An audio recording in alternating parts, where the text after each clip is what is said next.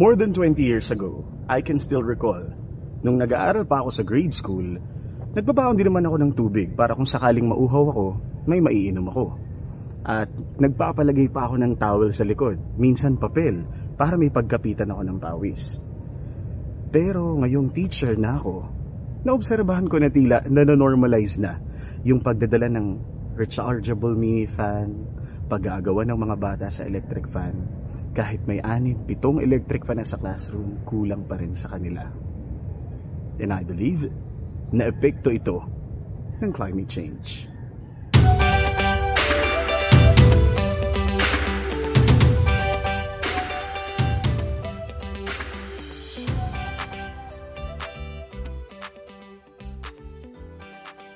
Outside my home, ito ang itinuturing kong immediate environment. Sa loob ng 10 taon, naging ikalawang tahanan ko ang Pastrana High School, kaya naman pansin ko ang mga naging malaking pagbabago rito. Nang maging ganap itong pampublikong paaralan noong 2002, nagsimula lamang ito sa 12 classrooms, kaya naman maaliwalas, maluwag at hindi pa gaanong kainitan. Fast forward ngayong 2024, mayroon ng 52 functioning classrooms sa main campus, kasabay ng paglobo ng mga mag-aaral na ngayon ay umaabot na sa mahigit 5,000. Kaakibat ng pagbulusok ng tao sa paaralan ay ang pag-unti rin ng mga halaman at puno upang bigyang daan ang pagpapatayo ng mas marami pang school buildings. Kaya naman kahit sumapit na ang Burr months, parang summertime pa rin ang pakiramdam ng lahat. Dumating din nga sa punto na sumulat ng isang serya ng opinion article ang editorial board ng aming paaralan.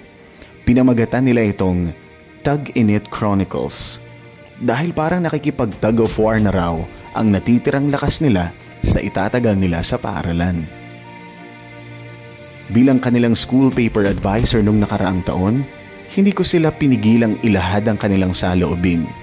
Ngunit siniguro kong balanse ang kanilang argumento.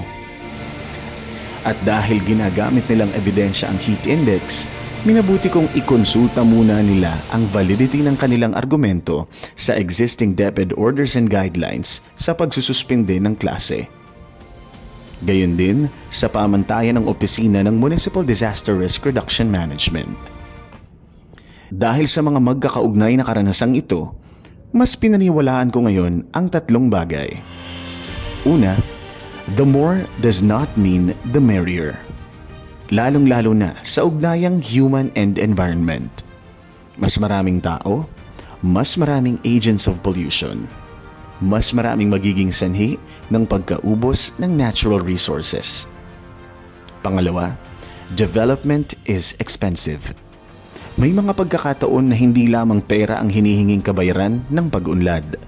Hindi man natin pansin, ibinibigay na natin ang 10 hanggang 100 taon na walang kasiguraduhang maibabalik natin ang sinira nating likas na yaman. At pangatlo, policy affects harmony. Communication creates connection.